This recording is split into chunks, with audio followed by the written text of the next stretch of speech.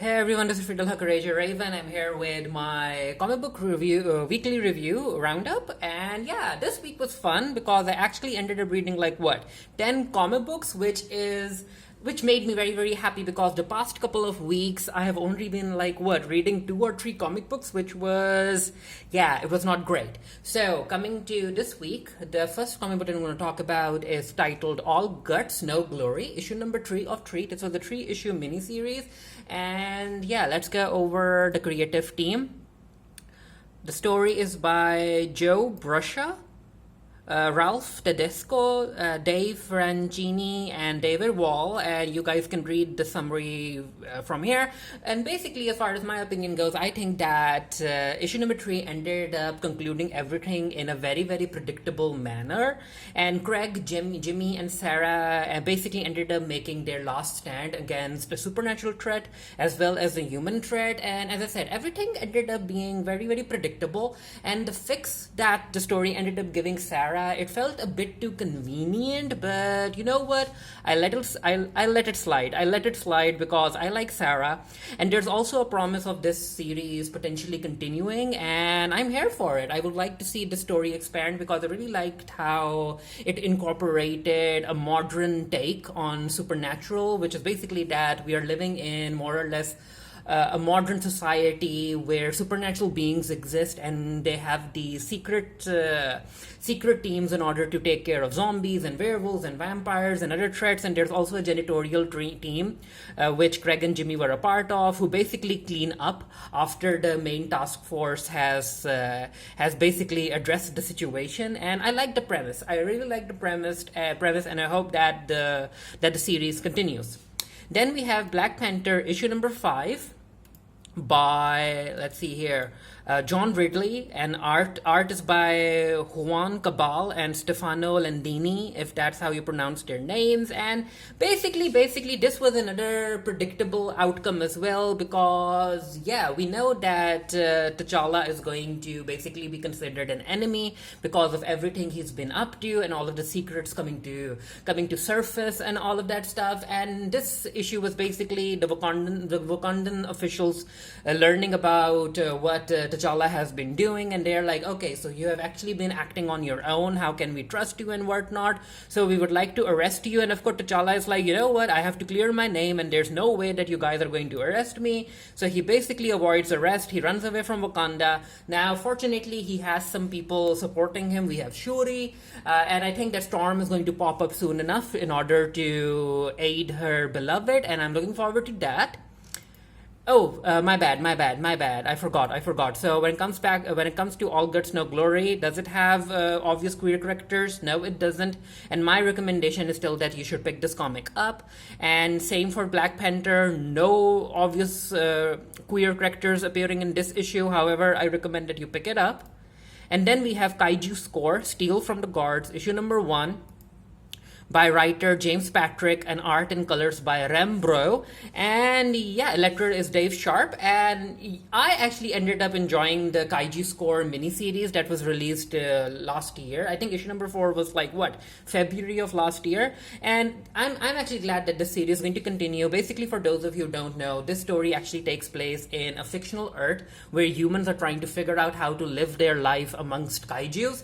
And we end up learning more about what Michelle has been up to since her last kaiju-centric adventure, and the type of team that she's been leading. And understandably, the previous heist took a toll on her mentally, so she has a new crew and she's trying to keep everything small. She basically steals small. She doesn't want to get involved in big heists and kaiju-related stuff anymore. However, all of that changes when an old man comes with a very, very big offer.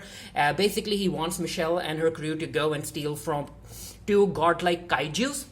And that's where the title of the comic book comes from. And of course, at first Michelle says no, but then things happen. And Michelle has no other option but to go ahead and accept the offer of the old man. And I'm looking forward to seeing how everything is going to pan out, because you know that things are going to take a lot of twists and turns. So does it have any queer characters? No, it doesn't. And recommendation is that you should really pick this comic up.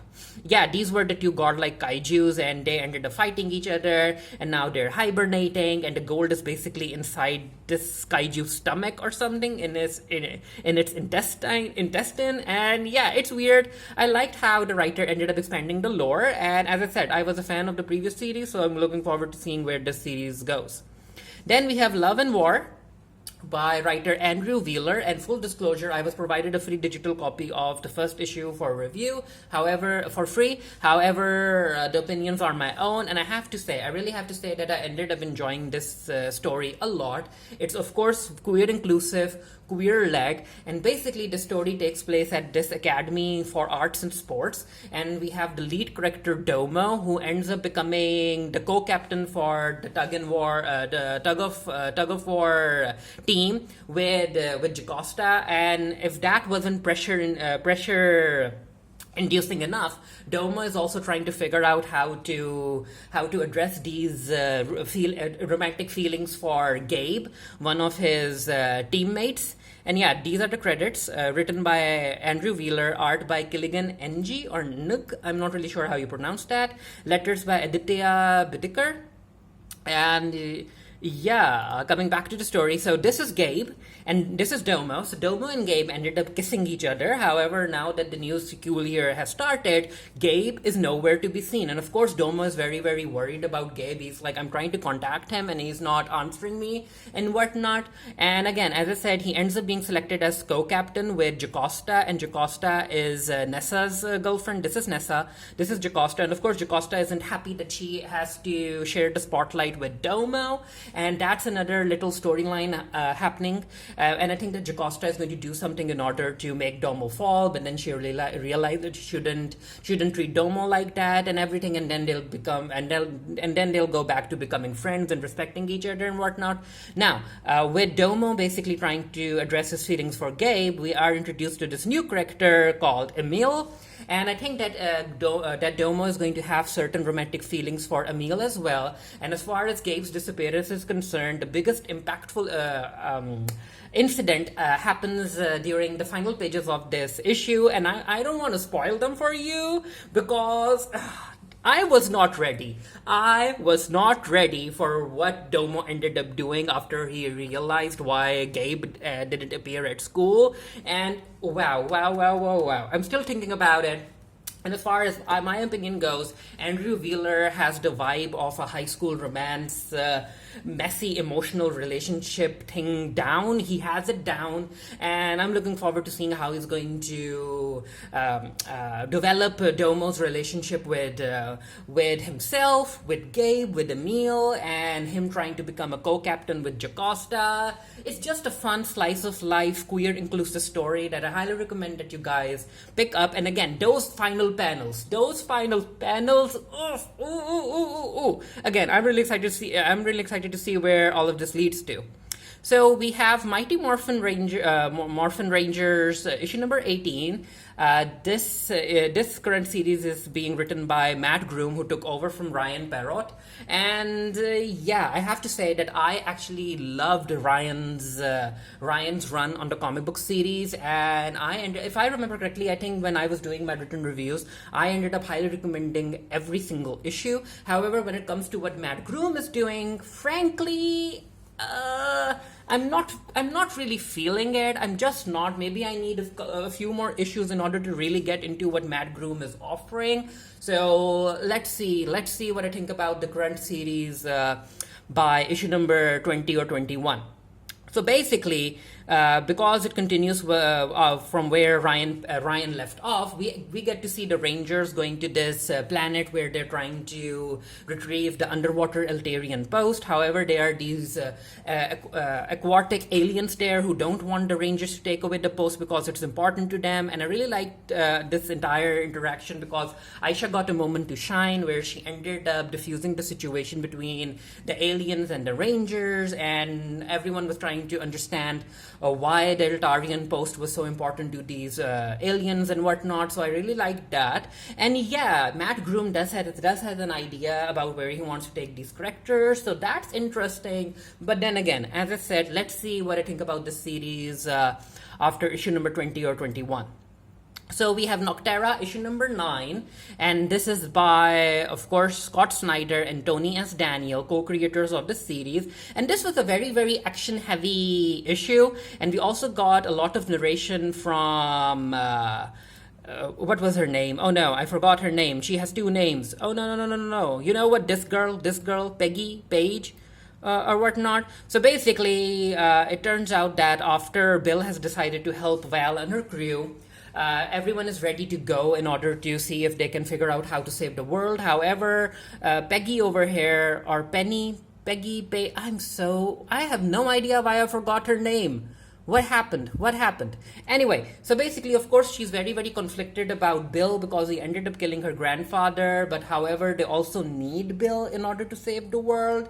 So that's kind of interesting. I really liked how the creative team handled her thought process, and Bill also trying to basically tease her a bit, because as far as Bill is concerned, Bill is like, you know what, you think that you're above everything that I did, but if you want to save the world, you'll probably end up having to do some awful stuff too.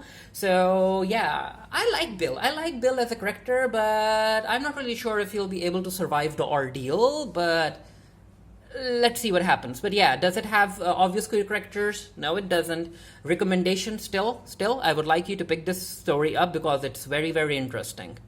So then we have Rain, which is, of course, a very, very emotionally heavy story. Rain, issue number 4 of 5. This is the penultimate issue. And yeah, Honeysuckle ended up going to visit her dead girlfriend's father. And I just could feel that something bad was going to happen to Honeysuckle again.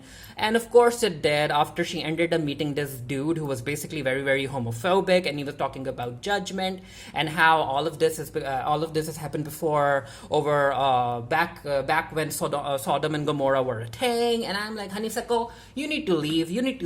And yeah, she ends up going into Dr. Rustard's house, and it's bad. It's just bad because this man is dangerous. However, Honeysuckle is able to take care of herself. And with only one more issue left, now don't get me wrong, I have nothing against dark storytelling, but I ended up becoming very, very invested in these characters. So hopefully, I hope that the final issue ends on a hopeful note. But let's see. Anyway, queer characters, of course, it has them. And recommendation, pick it up. You need to read this 5-issue miniseries. And then we have 7 Secrets, issue number 16 by Tom Taylor, and a lot happened in this particular issue, and frankly, I feel that it would have worked better if if everything that happened in this issue was spaced out in 2 issues instead of cramming everything into 1 issue. But that's just me. But as I said, because even though I would have liked it to be 2 issues, I think that everything happening in 1 issue was probably a deliberate creative choice in order to showcase that even our heroes weren't prepared for everything that ended up happening.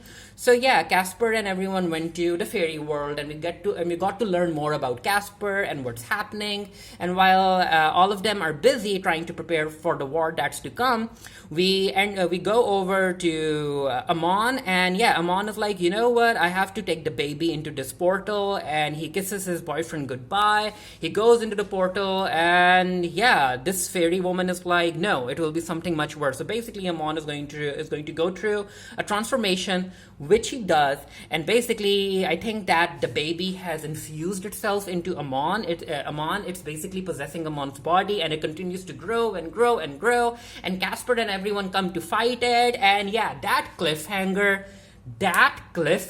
like, Casper is going to be okay, right? He's going to be okay. I have no idea. Let's see.